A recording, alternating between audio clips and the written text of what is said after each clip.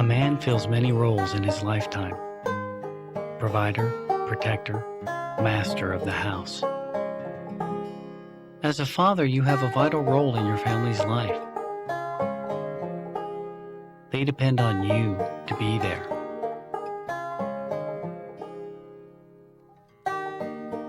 We help to make sure you can fulfill that promise because, no matter what they call you,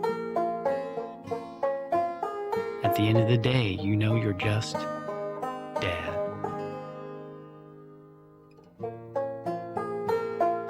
Confederate Family Insurance, for over 100 years, protecting a people and their property. You're watching Channel 6 San Francisco, the city by the bay, Confederate television. Tonight, the most anxiously awaited television event of the decade. See the controversial film from Britain that shook our beloved nation and created a national scandal. In response to popular demand, it will be shown tonight, uncensored and in its entirety. Held from the American airwaves for nearly 2 years, CSA is next.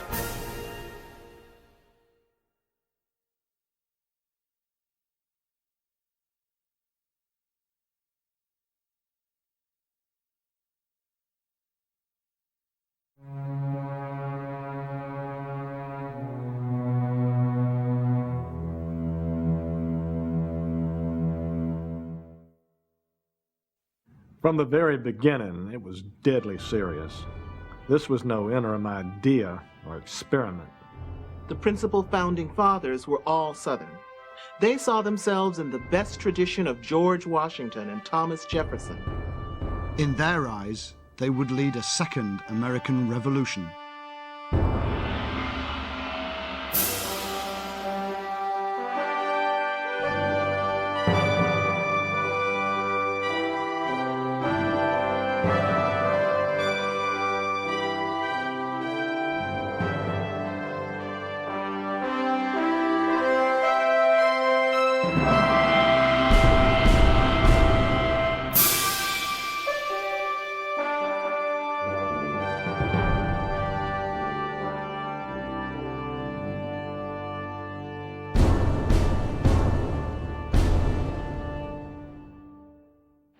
See, Bobby, the richest Americans were concentrated in the South. But, Mr. Johnson, the North had significant industry. Wouldn't they have been wealthier? Remember, Bobby, cotton was America's #1 export. This made Southerners, as well as Northern textile mills, very wealthy. So cotton was king. Boy, howdy. Slaves must have been pretty important then, huh? And how?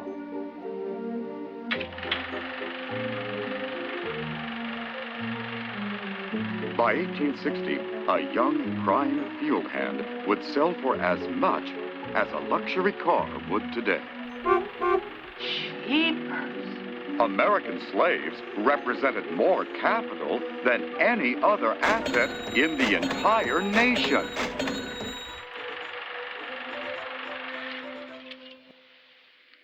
Golly, Mr. Johnson, America was always a slave-based economy. That's right, Bobby. And that's why we fought for it.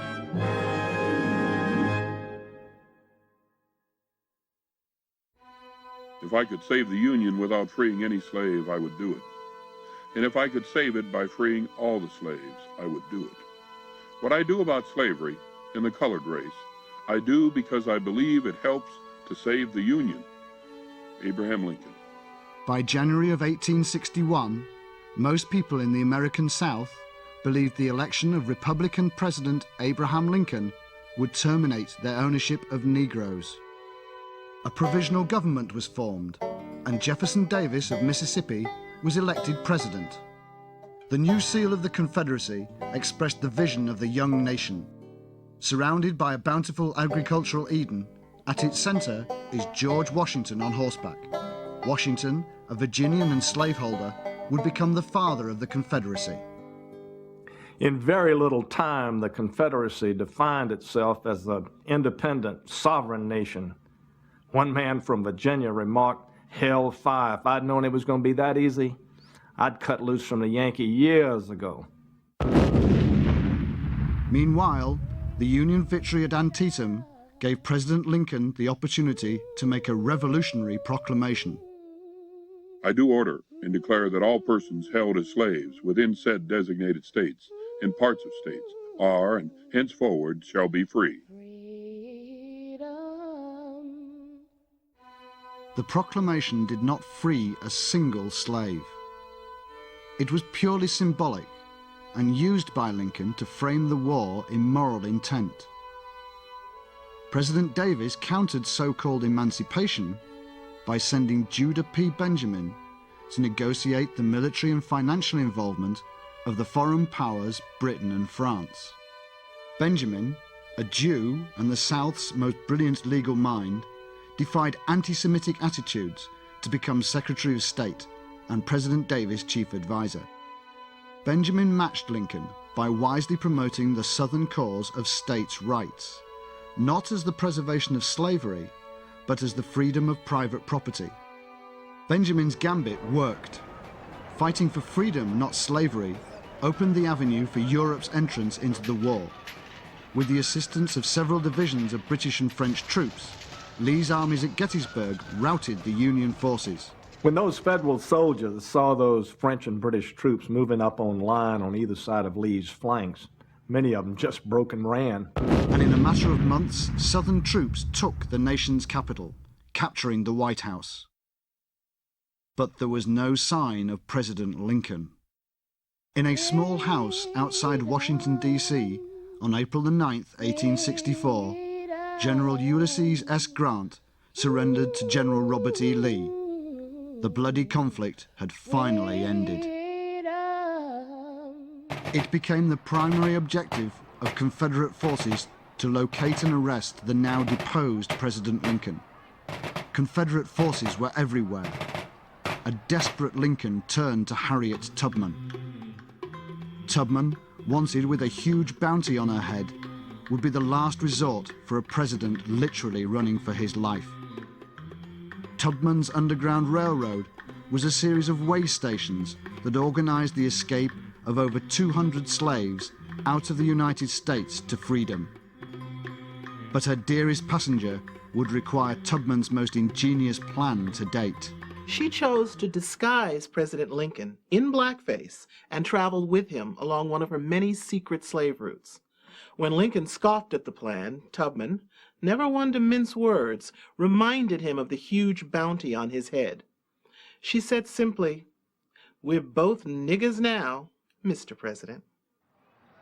A crack battalion of Confederate troops was dispatched from Detroit to locate and arrest Lincoln and Tubman before they could escape into Canada. Lincoln and Tubman were captured trying to cross Lake St. Clair. President Abraham Lincoln was now a prisoner of the Confederate Army. In 1915, the capture of Lincoln was also dramatized in D.W. Griffith's silent film classic, The Hunt for Dishonest Abe.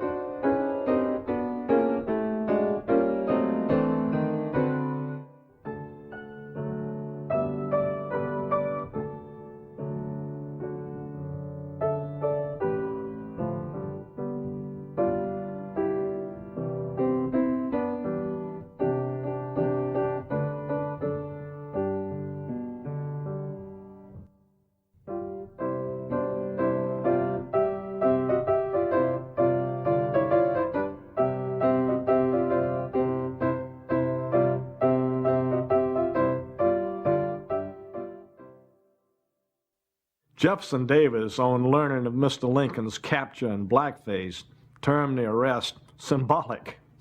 A quick trial was convened, and former President Lincoln was convicted of war crimes against the Southern nation. He was imprisoned in Fortress Monroe near Norfolk, Virginia. It was from the window of his damp cell that he watched the execution of the woman who runaway slaves called Moses. Tubman knew on her capture that she would be executed for her many crimes against the South.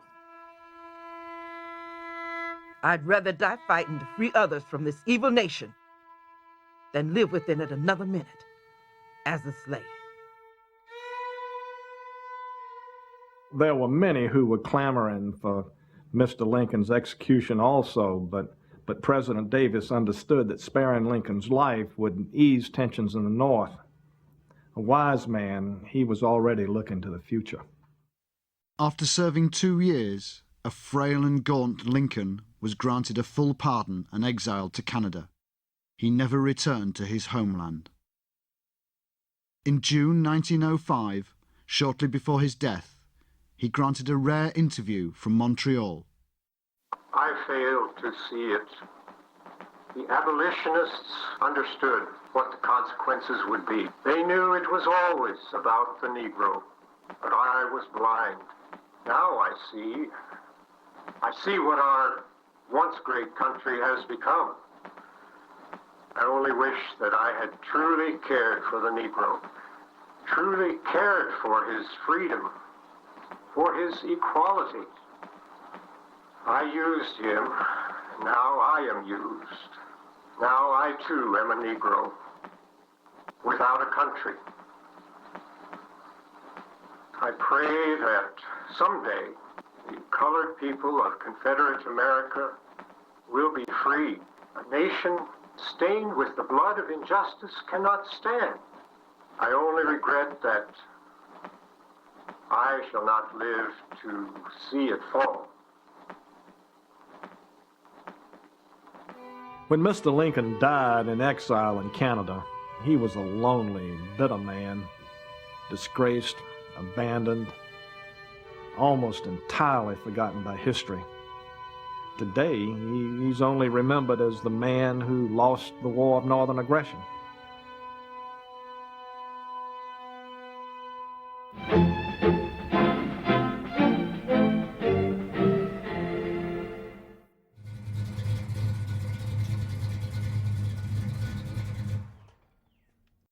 I'm so tired of eating dust. I've tried everything and nothing works. Is there anything that can make this car faster? Try some of this, sport. Dude, Cooter!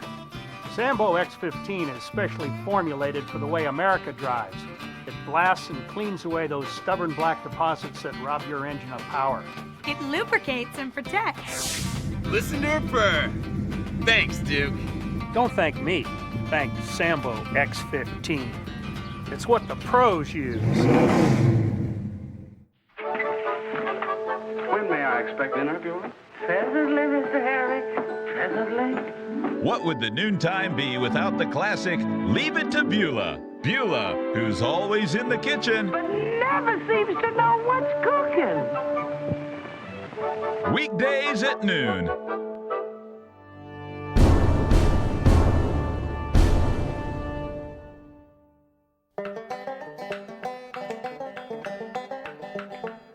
The victory was cause for grand celebration. Plantations throughout the South were the center of jubilant parties welcoming back the troops, returning them to a now blessed and triumphant way of life. With the stroke of a pen, President Davis annexes the United States. The symbols of the old government are removed. It becomes the Confederate States of America. Dixie, a former minstrel show tune, written ironically by a Northerner, replaces the national anthem. President Davis quickly left Richmond and moved the office of the presidency to Washington and the White House. But two problems would follow. We were surrounded. He said, lay down your arms and go back to your plantations or die. Our wives, children, all of us, we say fight. His Rebs come at us in waves, screaming like they do. Our ammunition gone. They slaughtered us. Women, children, didn't matter. He spared me and my family. He said to me, "My name is Colonel Nathan Bedford Forrest, and your nigger soul shall live to testify our superiority." Then they shot my wife and boy. Moses Butler, 1st Kansas Volunteers. They looked to the generals and asked why. Why was it necessary to burn and pillage? They remember the once beautiful New York City, the historic Boston, Massachusetts. They see them in ruin and wonder why. Yet, during the war, those same people demanded, win, conquer, kill the Yankees. Nothing good will ever come of war. War is hell. General Robert E. Lee. The fate of millions of black slaves seemed settled when a surprising call for emancipation arose from an even more surprising source. I again assert that Virginia and the South as a whole would fare better if she could get rid of the Negro population. They will be a cause of serious trouble in our attempt to hold them. Lee would cause a firestorm of debate over what to do with the post-war slaves. A dashing freshman congressman from Virginia would take the floor and establish himself as the leader of the pro-slavery position. It is said that John Ambrose Fauntroy could persuade any colleague from his position or charm any woman from her dress. We have always known that the Honorable General Lee was a secret emancipationist. However, the noble gentleman knows more of military matters than civil affairs. Dear friends, the colored is not ready for freedom. To free him is to make him an orphan. Liberty would be a great curse to the race. Congressman John Ambrose Fauntleroy, 1865. President Davis, however, approached the question from a practical point of view. Davis was having one of his many sleepless nights. He was down in the kitchen with Verena, his wife, when his faithful servant, old Popsy, brought him a cup of hot coffee. And over that cup of coffee, they would alter the course of history. The moment was captured in the 1946 RKO film, The Jefferson Davis Story. The role of Popsy is played by the renowned Shakespearean actor, Sir Frederick Littlefield. Come to bed, Jefferson. You haven't slept all night. How can I sleep, Verena? Must find a way to unite this country. I heard Miss Verena stirring. I knew you were up again. Lord, sir, what am I going to do with you? Jefferson, you've tried so. Don't make yourself ill. Mm-hmm. You sure enough have, sir. You've done all a man can do, sir. I know, but I must find a way to bring the North into our way of life. If I don't, it may spell disaster. Master President, may an old no-count darky like me ask a question, sir? Yes, what is it, Popsy? Well, Master President, I heard folks say back long ago that them northern folks had slaves. Yes, they did, Popsy, years ago. Well, Master, just supposing now, they owned them again, just like in the old days. It was good to 'em once, might be good to 'em again. My God. That's it. Ironically, it was the old slave who gave President Davis the notion that would rejuvenate the institution of slavery and direct the country's path for centuries to come. The Davis Plan took the form of an income tax designed to rebuild the North. Still, former Unionists did have another option. The entire tax, collected only from former Union citizens, could be abated with the purchase of household or industrial slaves. The choice was yours. To manage the plan, Davis selected Congressman John Ambrose Fauntroy. We spoke with the congressman's great-grandson, John Ambrose Fauntroy V, the Democratic nominee for president, at his Washington, D.C. campaign headquarters. Horace, come, Lindsay? Yeah. Horace's family has been with our family, oh geez, for how many generations now? Since the beginning, sir. Yeah. He's like family to us. Pleasure meeting you, Horace. Great-grandfather, he welcomed the appointment. See, he was a student of human nature, so he easily predicted the choice that the Northerners would make, and, he was humored by the sudden moral confusion of the abolitionists. He called the whole thing a giant garden party for the nation. Stray Negroes, free and slave, children, the elderly, or anyone with dark skin who could not prove Caucasian ancestry were arrested and placed in cattle pens in most major northern cities. Former Southern owners traveled for hundreds of miles to sort through the thousands of black faces and claim their escaped property. Most perplexed about their fate under the plan were those of mixed racial background. A small number of so-called mulatto slave owners existed in South Carolina and other southern states. Formerly called freemen of color, under the Davis Plan, the one-drop statute constituted their inclusion to the breed. Mixed-race slaveholders were sold right along with their full-blooded slaves. As one slave put it, light, bright, damn sure ain't white. Abolitionists rallied to combat the Davis Plan. Walt Whitman penned this protest in the Brooklyn Eagle. Slavery is a good thing to the rich, the one out of thousands, but it is destructive to the dignity and independence of all who work and to labor itself. But Fauntroy countered. We are immigrants from different countries, different backgrounds, different languages. Only one tie holds us all together, our white ancestry. This slavery is afforded not just for the rich, but for every man, according to his color. I wish to God every head of a family in this great land had one slave to take the drudgery and menial service off the family. Northerners began to appreciate what Southerners had always known. It's good to be the master. A secret meeting was held in the home of Susan B. Anthony to respond to the success of the Davis Plan. There, William Lloyd Garrison read his now famous letter, Why We Must Leave. We are living under a brutal slave oligarchy that now threatens to starve us if we do not do their evil bidding. Will I make a compact with the slaveholder, the man who plunders, cradles, scourges women with the lash till the soil is red with blood? Never, my dear friends. Simply, we must leave. About 20,000 whites, mostly Northerners, followed Garrison across the border to Canada.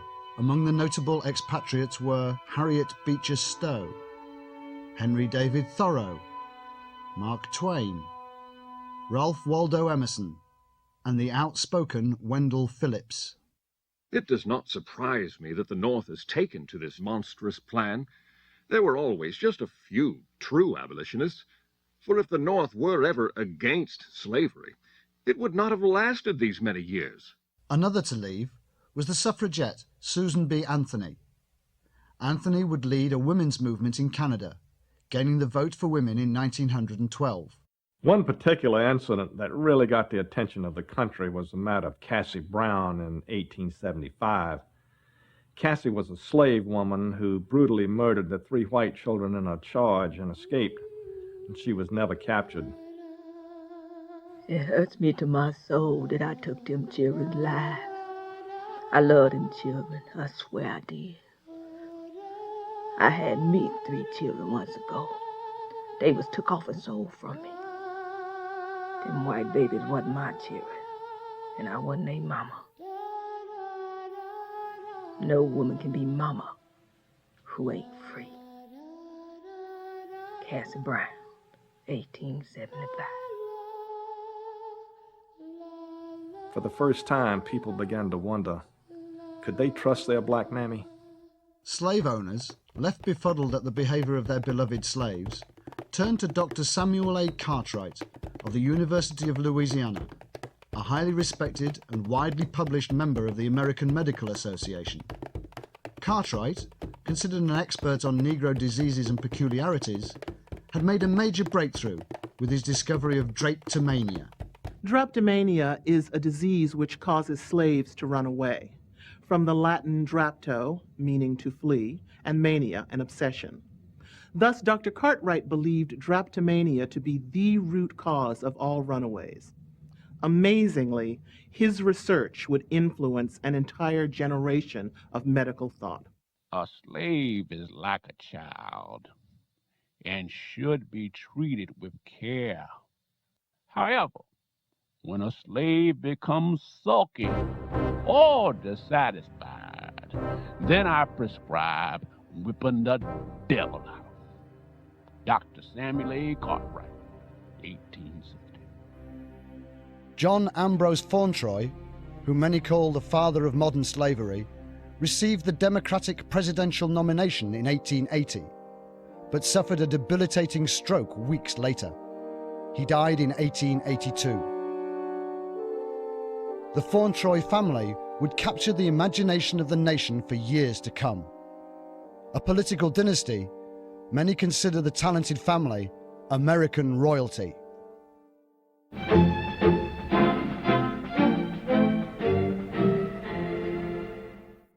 I wanted a career working firsthand with doctors in a professional setting that didn't take 4 long years. I wanted to help all God's creatures, great and small, but my grades just weren't high enough for medical school. But now, I'm on the fast track to success. Train for a new and exciting career at CI, the Cartwright Institute for the Study of Freedom Illnesses. In just months, not years, CI can train you for a rewarding career as an overseer, paddy roller, servant monitor, breeder, or get an associate's degree in e-slave accounting. Perform medical experiments, learn the nature of freedom diseases.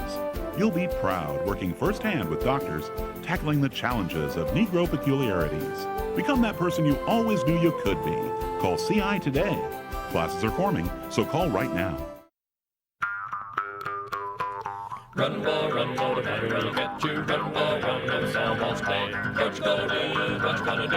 What you gonna do when we find you? What you gonna do? What you gonna do? What you gonna do when we find you?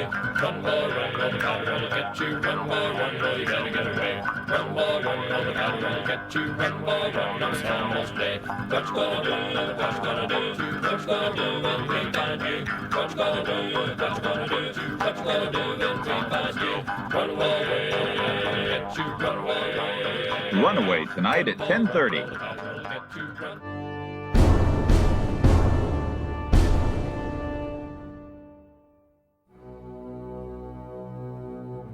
While the Davis Plan rebuilt the cities, a psychological reconstruction would be instrumental in giving birth to a new nation.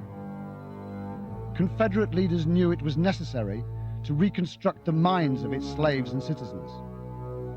This would become what some call the American Holocaust. Reconstruction would see to it that moral authority was reestablished. Many called it gentle reminder. Douglas and Garrison responded to these horrors by organizing fugitive slaves, free blacks, Canadians, and former U.S. citizens into a new organization, the NAACP, the National Association for the Advancement of Chattel People.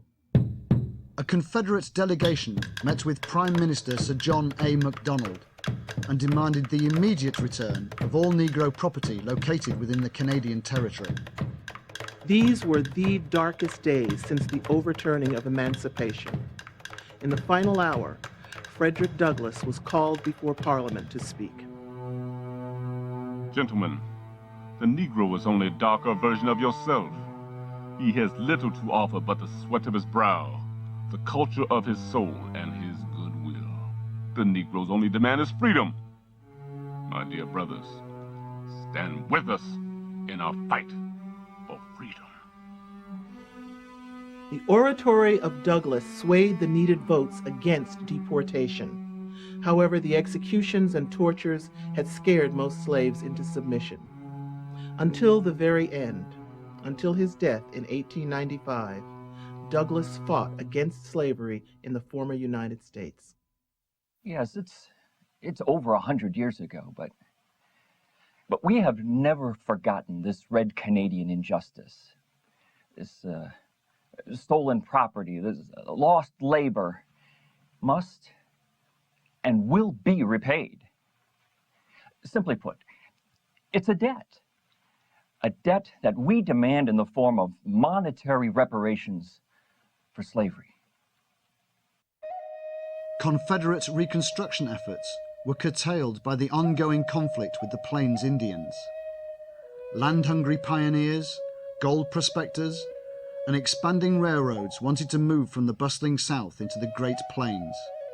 The Indians would have to be eliminated. The government and their church leaders instructed that, quote, "The Great Spirit gave the white man the book, the red man the arrow, and the black man the hoe." They took our children from us. Children were forcibly removed and sent to boarding schools. These boarding schools were nothing more than total institutions for the complete eradication of their native heritage and pride. One of my elders once told me, "I've observed the red man try to be a white man, and I've seen many brown, black, and yellow men try the same." But he said, "No one can play the white man like a white man." The Plains Indian Wars would last nearly 30 years. By 1890, the last Indian nation had been defeated by the CS Cavalry. In California, thousands of Chinese immigrants were employed as cheap labor constructing the nation's new railroad system. They were caught completely off guard when Congress passed the Yellow Peril Mandate. Government agents simply told West Coast employers that the Chinese workers they employed, they now owned. What had been cheap labor became slave labor. One might have thought that the proclamation of that mandate would have effectively halted the influx of all those workers from Asia. But they just kept right on coming, still believing that jobs and bright futures were there waiting for them. But that mandate effectively changed the face of West Coast slavery from black to yellow. Fearful of further non-white immigration, influential clergyman and author, Reverend Claymore Penn Holmes of New York, urged Congress to ensure the Confederate States would remain a Christian nation. The Christian Reform Act of 1895 outlawed any religion not based on Christianity. After much debate, it was decided the Catholic Church would be considered Christian, but the Jews would be asked to leave. As Davis lay on his deathbed, he literally pleaded with the Congress to revoke the act. He reminded them of the gallant work of his Secretary of State, Judah P. Benjamin, and other Jews who had supported the Confederacy. When young Congressman John Ambrose Fauntroy II visited the dying man, Fauntroy made the mistake of asserting to Davis that the nation would be better off without those blood-sucking Jews. Davis, for his part, reached out with a frail hand and grabbed young Fauntroy by the collar and fairly hissed, "Don't you ever forget, sir, that it was a blood-sucking Jew who saved this country." Well, Benjamin was personally hurt by the act, but the death of Davis did create a provision allowing a small number of Jews to remain on the reservation here on Long Island. While blacks were gaining political support in Canada, in the CSA, North-South relations were being romanticized. The once bloody Civil War had become civil. Novelists during Reconstruction mended the divide between the two regions. In their books, the aims and causes of the war suddenly changed. Slavery is no longer mentioned as the cause of the war. This is key to reconciliation. Thus, the suffering of slaves is ignored. We are presented with only loyal black servants. However, the courage and sacrifice of whites on both sides of the Mason-Dixon line is romantically examined. They struggle to survive. They protect their homes and families. Generals and battlefields take on a new flair. Their smallest details become dramatically important. In bestsellers like My Union Soldier and Of Bells and Blue, Southerners are taught to pity the North, to cry for the lost cause of the Union, the misguided attempt to free the slaves. Northerners are presented as a valiant people who once ruled a mighty land that simply lost its way. The most popular of these works of Reconstructionism is A Northern Wind. Recently, the play had a successful revival on Broadway. I don't know how to thank you, Miss Violet. You tended my wounds. You brought me back from death's door. And though we shall lose this war, my heart will be here with you always. When my husband died at Antietam, I said I'd die. I'd just die before I'd even speak to another Yankee. But you have had an effect on me, sir. I shall never, never be the same. I must go. No! Who are you, my little soldier blue? And though I hate you so, I will never let you go. You try to take my blacks. I try to take your blacks. But I must have you back. For we are lovers, we are lovers, underneath the same flag.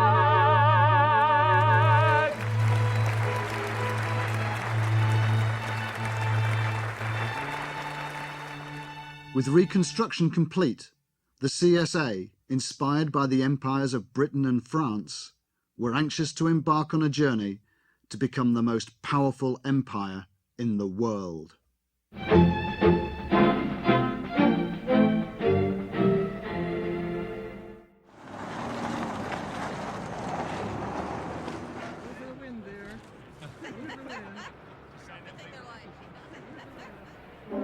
Do you know someone of questionable racial identity? A neighbor? Someone at work? Contact the Office of Racial Identity at 1-800-555-PASS. You might be eligible for a cash reward. That's right. Passing. Can you stand it, boss? Can you take? Oh, them microscopic shiners gleaming your teeth is? Go on now. That's it. All right. Now that's the power of Ducky. Ducky. For a shine that's jigaboo bright.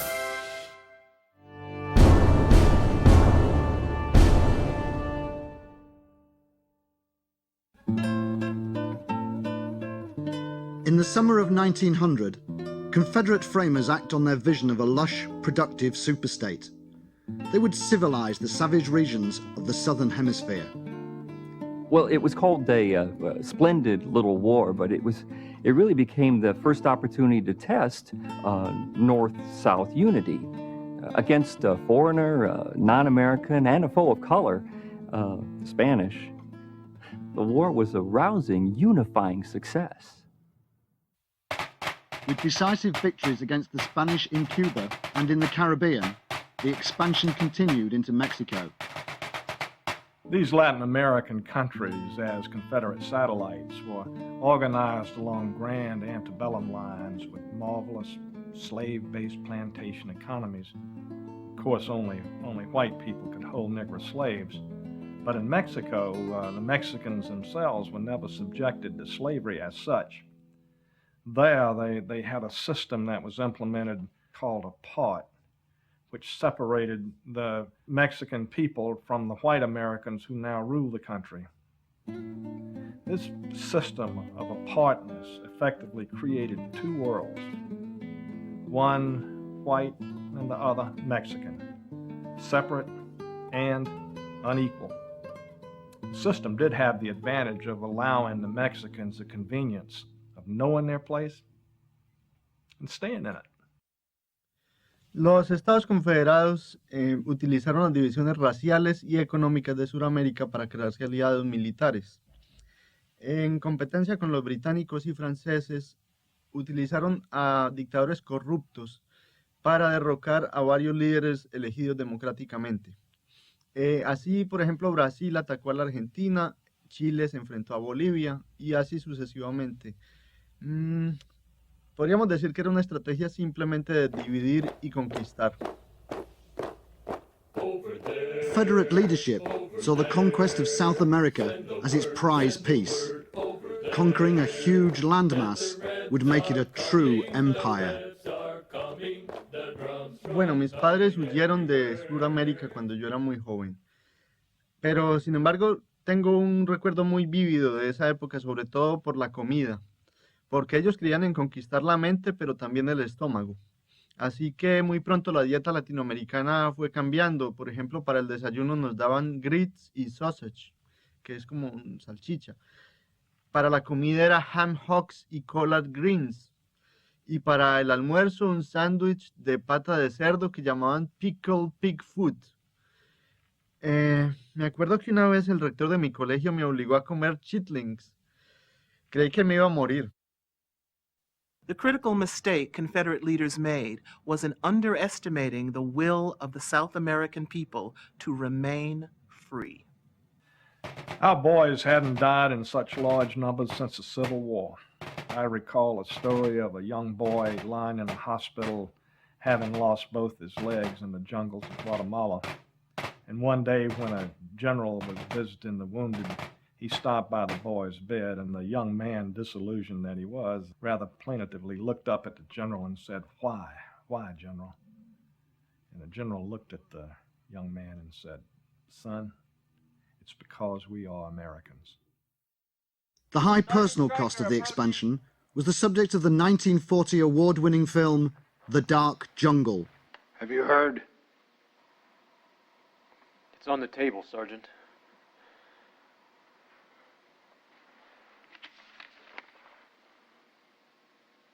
All of them? Every single last one of them.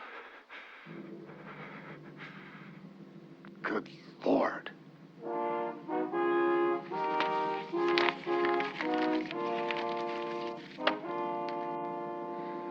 Was it worth it, Sergeant? Was it worth the lives of Cliff, and Johnny, and Biff? My God, man! Is the whole world red and black and brown and yellow? They'll always outnumber us. Lieutenant, I don't know much, but I know this. This world is made for the God-fearing to use as we see fit. For a while, these savages call it theirs, but they're just renting it. It's ours. It was always ours. We just ain't claimed it all. Yet. Kill them all. And let God sort them out.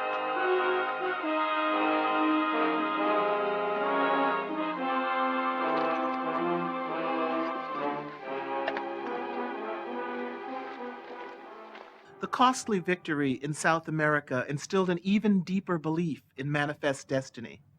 They now truly believed they were on a divinely ordained quest for world domination. Viola,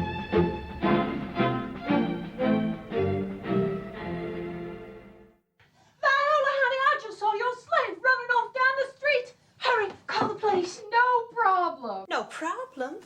Aren't you afraid he'll get away? Heavens, no! Not with the shackle. Introducing the Shackle, the revolutionary new way of servant monitoring. Just place the shackle around his or her wrist, and when your property strays from your designated area, in minutes, the authorities have your chattel in custody. The secret? Inside the shackle is a space-age computer monitoring chip, allowing the police to track your slippery buck on radar. In no time, he's back home in his cabin. Made of lightweight aluminum alloys, the shackle won't weight your uncle down like old-fashioned chains. And it's tough. The shackle will stand up to the most strenuous of escape attempts. It's unbreakable. It comes in a variety of sizes, perfect for children, and at the low, low price of $49.95. Why wait? Step into the 21st century. Get the shackle. Aren't you going to stay for coffee? Can't. Gotta get the shackle. Have your credit card ready or send $49.95 check or money order to the shackle. The shackle keeps them in line every time. Operators are standing by. Down home. At the Coon Chicken Inn, we aim to please. The best 100% mammy-made family-style meals. You can taste the love. I like the white meat. I'm a breast man. We just love it here. You'll just keep hollering, gal, fetch me some more.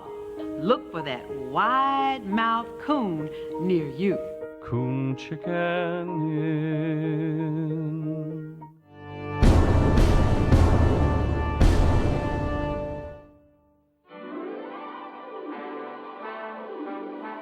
By 1929, Mexico, Central America, South America, Haiti, and the Caribbean were all members of the growing Confederate empire.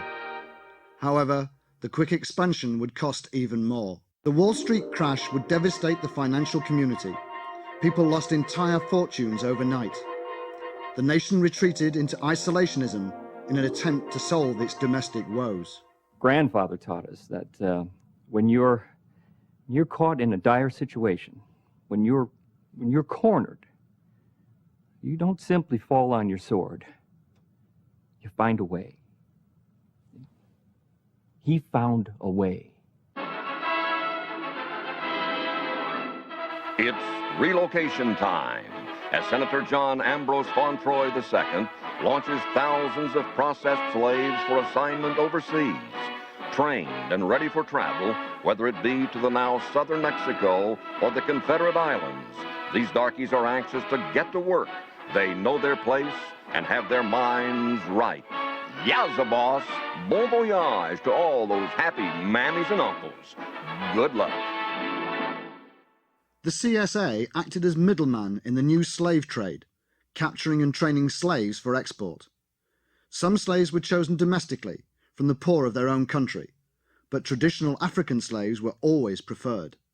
The selling of the American way elevated the CSA out of the Depression. This was made possible through the cooperation of African leaders.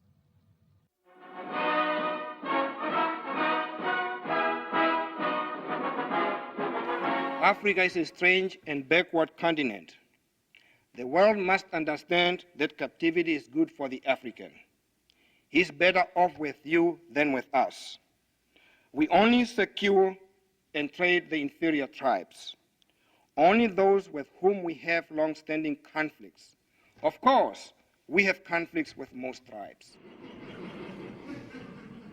But for our cooperation, America allows us to govern our people. They leave us alone. They believe in democracy, and so do we. Critics often wonder how Africans involved in the trade can market other black people. They say, you should stick together. You are human beings, and you should help one another. To this, I simply must say no. Capitalism is no respecter of persons. There's simply too much to be gained. A good chief, like a good congressman, senator, or president, always puts the prosperity of his people first. In Europe, the rise of Nazi Germany was of little concern to the Confederate States and its isolationist foreign policy. Many Confederate leaders visited Germany and attended the mass Nazi rallies. Congress officially supported Germany's new Aryan racial policies, calling them biologically correct. Hitler returned the visit in the spring of 1935, touring the boroughs of New York City.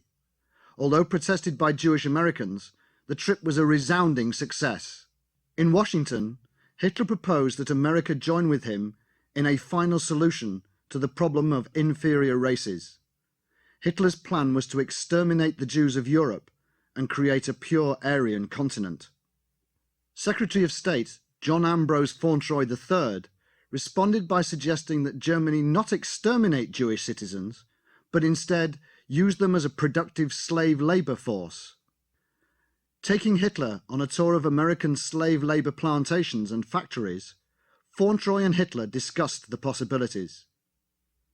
No agreement was reached, but Secretary Fauntroy made it clear the CS felt it immoral to waste human livestock, but promised not to intervene in any military conflict Germany had with its neighbours.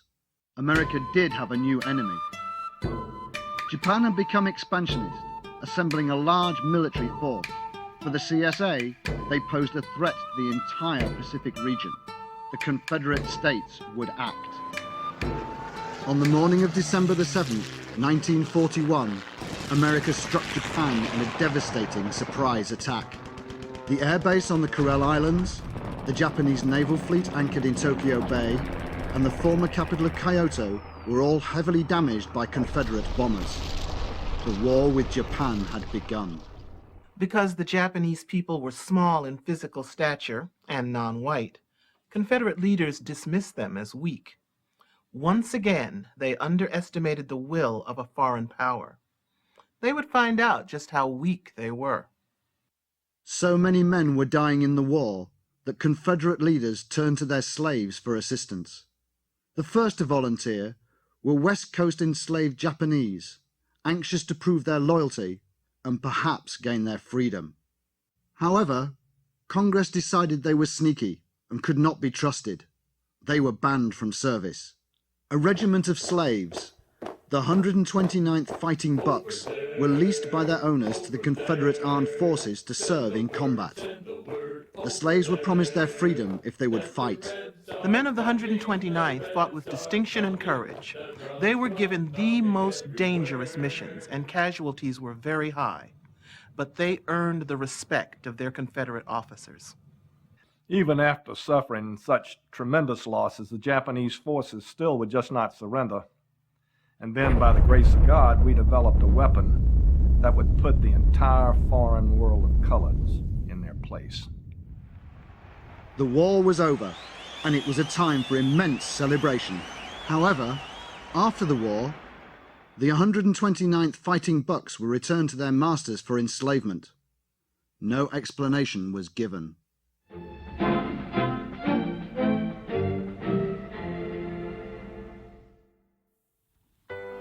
Servant etiquette and proper table linens for formal dinner parties, how to be the belle of the ball, and what to look for when buying a Chinese gardener on the next Better Homes and Plantations. It's a good thing. I just gave this place a good scrubbing, but everything is still dull as dishwater. Miss Ann's gonna fret something fierce. Hi. Who is you? I'm Goldie. I'm Dusty. We're the Goldust twins. Are you a slave to housework? Let the Goldust twins emancipate you from the burdens of cleaning. It gets everything shining like new. Thank you, Goldie and Dusty. Don't be a slave. Get Goldust today.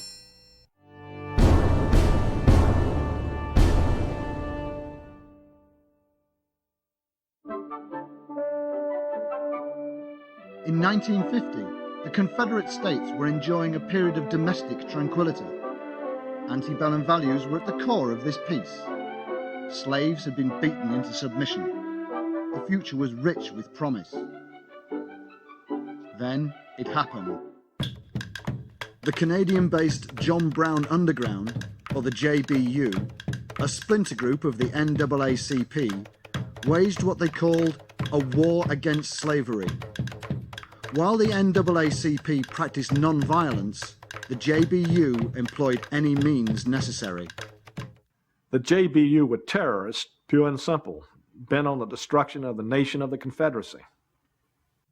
What is terrorism to one is patriotism to another. The CSA sent Ambassador Hamish Bond to visit Canadian Prime Minister Louis S. Saint Laurent of the Liberal Party. Bond demanded the extradition of all members of the JBU. Prime Minister Saint Laurent refused. Canadian abolitionism had now become the major threat to the Confederate way of life. They just had to be stopped. The Abbey wants to make the world a race of mulattoes, half mule, half horse. Remain pure, friends. Beware of the abolitionist propaganda. Beware of the abolitionist saboteurs. Keep your eyes open. Your neighbor could be an Abbey.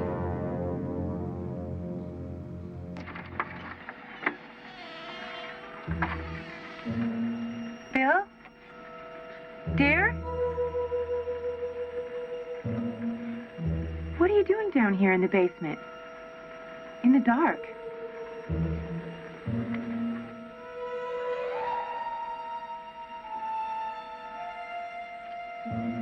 You're not the same anymore. I don't know you, honey. You're so cold and distant. Do you still love me? That's not it. Then are you sick, dear? Do we need to see a doctor? I don't know what to do. Talk to me. What is there to say?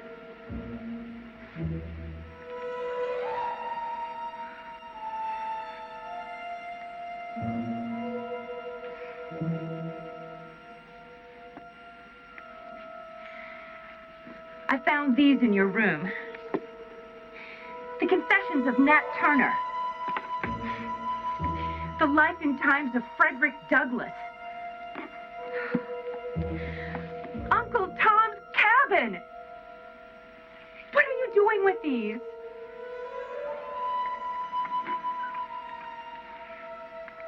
If you must know, I read them. I'm an abolitionist.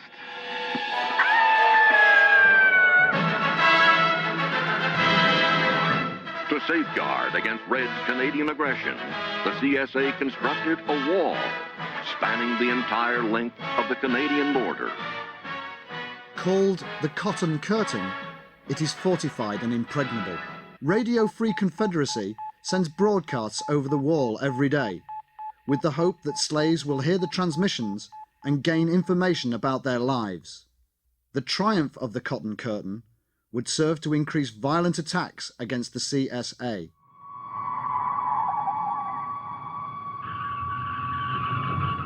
Yeah, I was 7 years old when Dad was assassinated, and well, the president, he launched airstrikes against Canada, but I have to be honest with you, it doesn't really ease the pain in losing a father.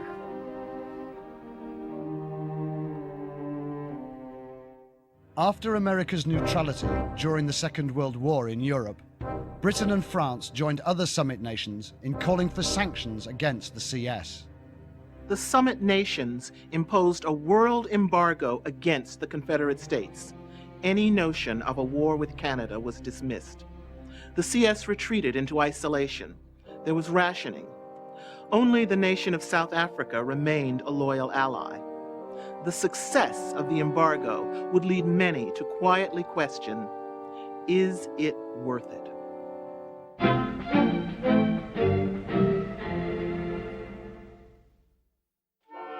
Fallout here means more than corralling a young buck.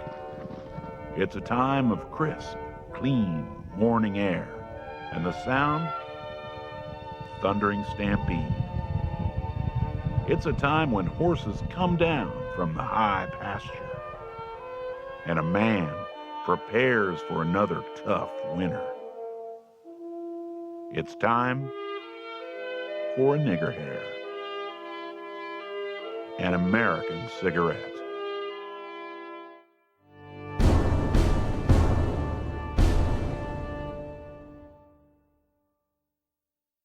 The candidates need no introduction. The Democratic candidate, Vice President Richard M. Nixon, and the Republican candidate, Senator John F. Kennedy. And now for the first opening statement by Senator John F. Kennedy. In the election of 1960, and with the world around us, the question is whether the world will exist, half slave or half free, whether it will move in the direction of freedom, in the direction of the road that we are taking, or whether it will move in the direction of slavery. If we do well here, if we meet our obligations, if we're moving ahead, then I think freedom will be secure around the world. If we fail, then freedom fails. It was what many had predicted of an Irish Catholic and a Northerner to boot. Critics had called Kennedy a black Republican, obviously bringing up the image of Abraham Lincoln and the abolitionists of the past. Slaves knew Kennedy was sympathetic to their plight. He could not directly come out and advocate its end, but everyone knew that if the opportunity arose, Kennedy would emancipate. It was 1960. President-elect Kennedy, the youngest leader in American history, and the first president from the North since the War of Northern Aggression, would dramatically alter the direction of the country. What Kennedy termed a new frontier. Polls indicated that only 29% of the population now favored slavery, the lowest figures ever. Kennedy, young, intelligent, and too clever by half, symbolized this. He had skillfully managed to put a handsome face on emancipation. However, Kennedy, distracted by the Cold War with Canada and an expansionist campaign in Southeast Asia, had little time to address the revolutionary social changes at home. Women now demanded an end to the sexual relations between their master husbands and their female slaves. For generations, they had tolerated these unions and the slave children they produced. Fully 50 years after the efforts of Susan B. Anthony, women now wanted control over their lives. We are not frail, simple-minded pets. We are more, much, much more. We demand the right to be women, women with a future, women with the vote. Confederate teenagers were being influenced by the beats of Negro rock and roll blasting across the Cotton Curtain from Canada. Free to express themselves, former slaves enriched Canadian culture. Performers like Elvis Presley imitated black artists and were censored and arrested. This Elvis Presley and this Canadian abolitionist-inspired rock and roll music threatens to deflower every pure white child in this great country of ours. Many like Presley took their talents north and became stars in Canada.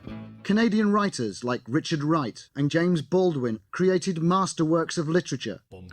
The ban on race, music, literature, and art stifled American creativity. Prohibition of certain abolitionist and Negro-inspired art left Confederate culture void and without conscience. American art never evolved beyond government-inspired propaganda. Negroes, afforded equal education, excelled in all areas of Canadian life. In the world of sports, they helped Canada to consistently defeat America in the Olympic Games, winning hundreds of gold medals. After seeing great black athletes in the Olympics, some Confederates pondered the inclusion of slaves in sport.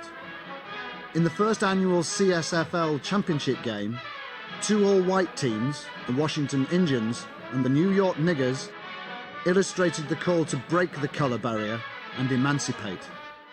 100 years ago today, Abraham Lincoln signed the Emancipation Proclamation. He thereby began the process to fulfill finally the promises of the Declaration of Independence. The century since has seen the struggle to convert freedom from rhetoric to reality. It has been, in many respects, a somber story, and the task is not finished. Much remains to be done to eradicate the evil of human slavery. The proclamation must be regarded not as an end, but a beginning. In giving freedom to the slave, we assure freedom to the free. In giving rights to others which belong to them, we give rights to ourselves and to our country. The president's assassination drained the lifeblood from the entire nation. The belief some white citizens had for a new America was gone. Women would not get the vote. The hope slaves had for their freedom exploded into rage. Two major slave rebellions, one in the Los Angeles, California section of Watts and the other in Newark, New Jersey, caused strong but divided reactions from Confederate lawmakers. In the wake of our late president, our nation is at the crossroads. We must ask the question, is slavocracy the only way? Like most owners, I love my servants and hate when I have to punish them. My wife and my children hate it. The young people of this country hate it. It is time for change. We have to stop pussyfooting around. We have a war going on in Vietnam and another one erupting right here in our own country. Now, unless we plan on losing both these wars, we better stop crying for these gooks and these darkies and lay the hammer down. We have never lost a war, and by God, I'm not about to lose this one. By the mid-1970s, the social revolution had been crushed. Most of the opposition leaders fled the country, went into hiding, or were killed. The nation seemed to be caught up in some kind of malaise. Many feared that we were crumbling from within, and that the best years of the Confederate States of America were behind us.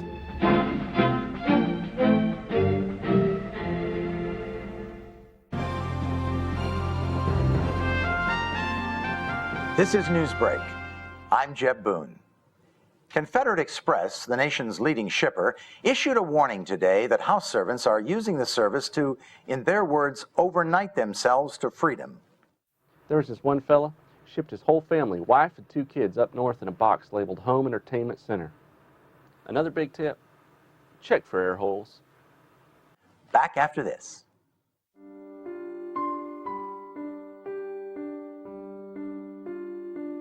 These are the faces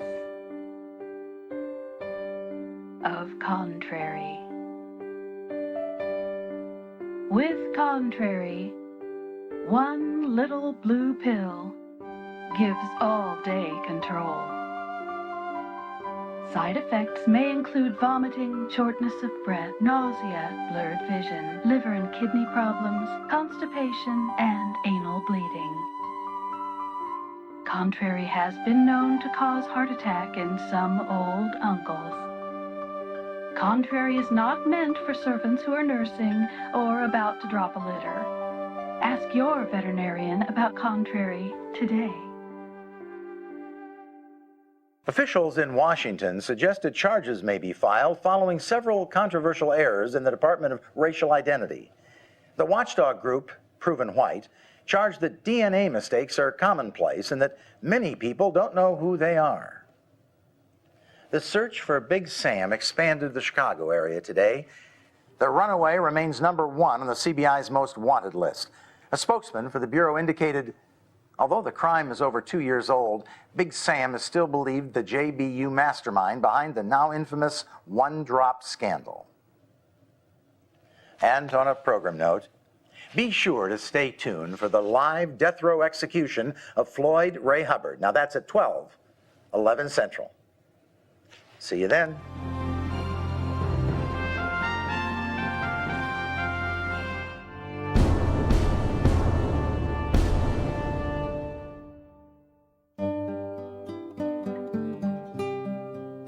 After sponsoring the popular Family Values Act, John Ambrose Fauntroy V was selected to head the Commerce Department. he would steer the Family Values Initiative. Fauntroy utilized popular religious leaders in a series of infomercials answering the nation's difficult moral questions. Ephesians chapter 6, verse 5. Slaves, be obedient to your human masters with fear and trembling and sincerity of heart as to Christ, not only when being watched as if seeking favor, but as slaves of Christ doing the will of God from the heart. Amen. Fauntroy brought slave training out of the Dark Ages, utilizing the latest multimedia technology. I'm gonna run off. No, sure is. He running tonight. Delilah has just learned that Ike is planning to escape. Escape attempts are costly and disruptive. How will Delilah handle it? Doesn't he know how good we have it here? Good food, a roof over our head, and a kind master? Don't be afraid to learn more. Be Massa's ear. Is he still talking that abolition talk? Bingo. Delilah has discovered that Ike's mind ain't right. Critical information. Delilah's next move? Go tell it. Yes, sir, master. Ike is planning to run off tonight. I thought you should know. Thank you, Delilah. I'm glad you shared this information with me. You know, Delilah, you are a good one. Like Delilah, you too can be a good one. Fauntroy's new agencies were designed to monitor and correct the American fabric. When he stays out all night or gives you a fatherly smack, remember, he's the master of the house. And as such, he will always exercise his will with fairness and truthfulness. I'm here to speak to you about an important medical problem. Are you now, or have you ever been, a homosexual? And we've encouraged Hollywood to create more shows like That's My Boy. You can't help but laugh at Cleophas. Follow the antics of America's favorite jigaboo, Cleophas, as he deals with the challenge of freedom on That's My Boy, weeknights at 6:30. That's just me, boss. That's my boy. Well, look at the Slave Shopping Network. The Slave Shopping Network alone has done wonders to bring back the joys of Negro ownership. Let's talk slaves. For the next hour, I am here with Joyce, and she has brought us some of the most incredible servants to pick from today. That's right, Paula. We have 40 extraordinary Negroes right off the tarmac waiting for you. And I know one of them's just right for you in your home. So let's start with Jupiter and his family. Now, Joyce, you say that Jupiter's a buck for the 90s. That's right, Paula. Versatility is the key with Jupiter. He's the perfect slave for home, office, or industry. He's healthy, adaptable, and reliable.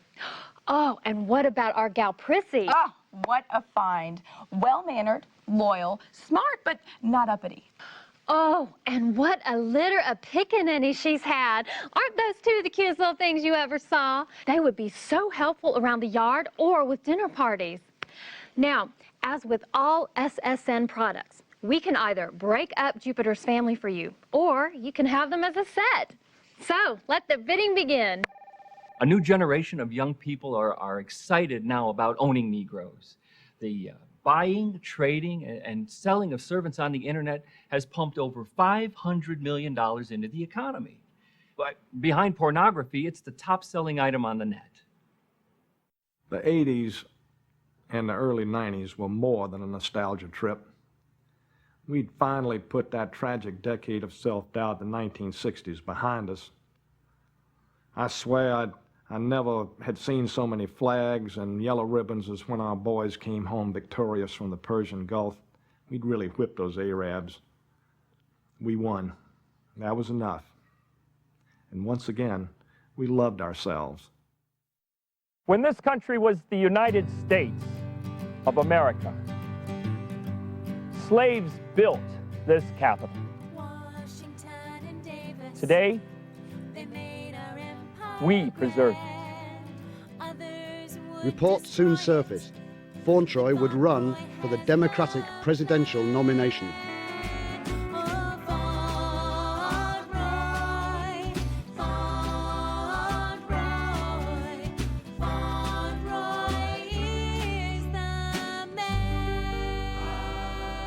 This is John Ambrose Fauntleroy, and I approve this message. After numerous requests to the State Department, Senator Fauntleroy intervened and personally arranged for an interview with a slave living in the CS. He told us, "We have nothing to hide." Right, right. No contact, Is that all right? All right. Unfortunately, the slaves we were offered had clearly received training for the interview, corrupting any natural response to our questions and rendering their responses manufactured. However, through clandestine means, we received a note. No contact, Is that all right? All right. This note would change the course of American history. The note instructed us to meet our source on a country estate in rural Virginia. The note was simply signed John Brown. Get out and follow me. Let's go.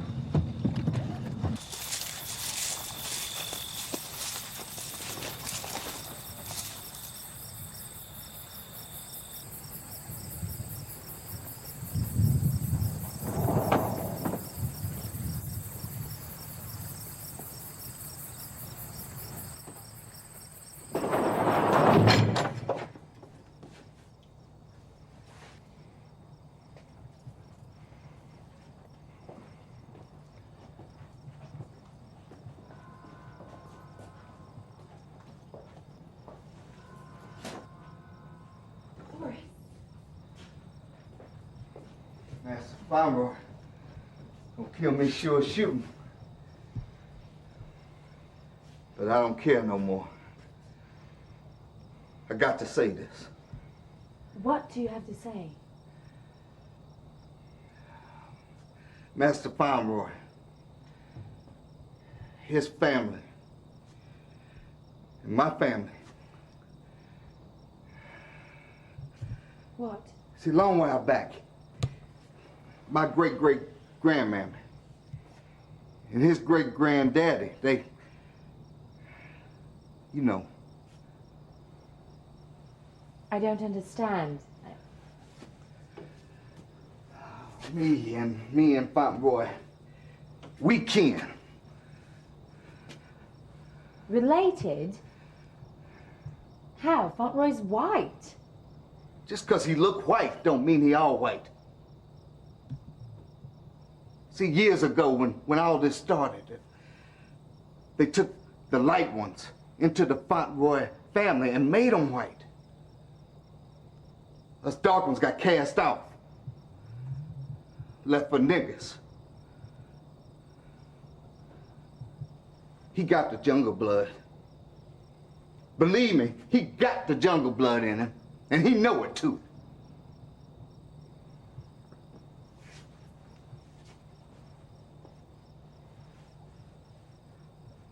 Following the release of that tape, Fauntleroy held a news conference to respond to the charges of Negroness. These accusations leveled against me by a slave, no less, are false. My great-granddaddy did not have sexual relations with that woman. I am 100% Caucasian. 100%. Will you submit to a DNA test? No. No, I will not be subjected to such treatment, nor will I allow my family to be subjected to such ridicule. You believe the Republican Party arranged for the slave to make these allegations? Certainly. Now look, this doc is obviously being used in an attempt to derail my campaign. Now, let me just say this.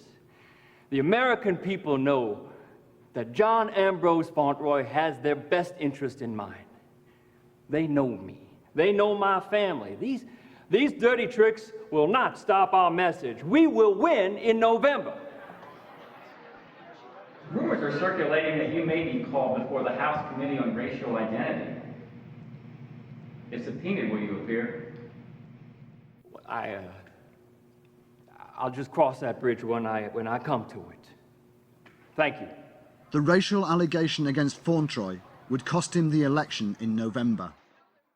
On December the 12th, the body of John Ambrose Fauntleroy V was found in the grounds of his suburban Virginia estate. The coroner attributed his death to a self-inflicted gunshot wound to the head.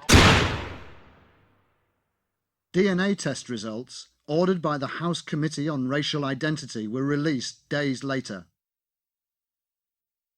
The results proved negative. I only wish that our dear family friend, Chancellor Hitler, had lived to see how he empowered his country. Imagine an America where everyone has the same deep, abiding pride of Aryan birth. I want to reclaim that heritage. With America's help, we can. No slavery in history has been as devastating as chattel slavery in the Americas. Nowhere else were slaves taught that they were not part of the human family. This has wounded the African as nothing else could. It still haunts slaves and former slaves today.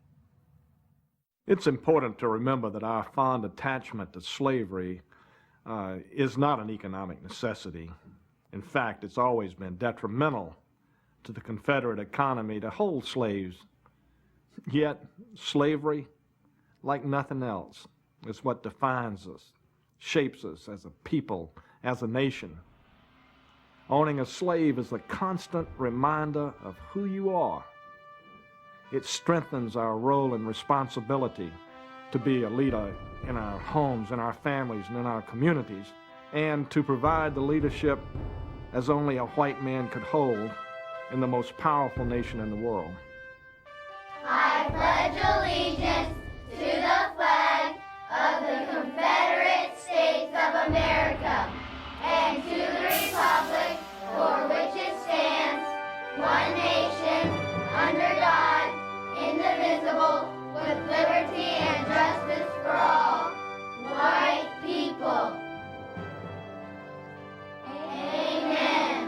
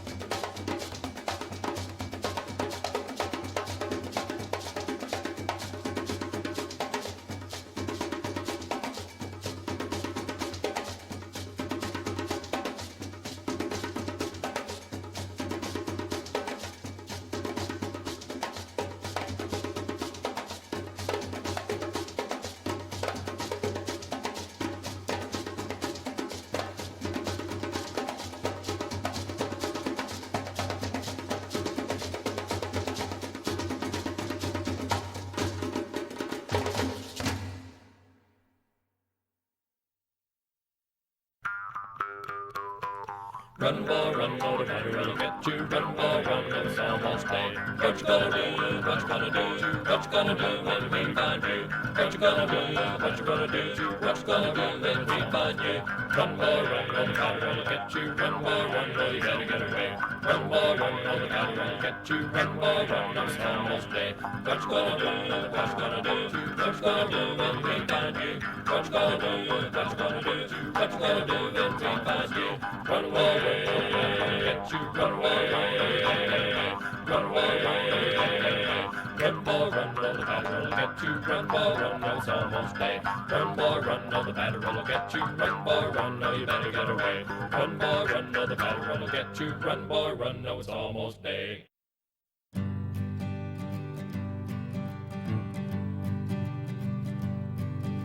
We are a friendly people. We value God's great plan. Though some say our ways are wrong. Washington and Davis, they made our empire grand. Others would destroy it, but Fauntleroy has the plan.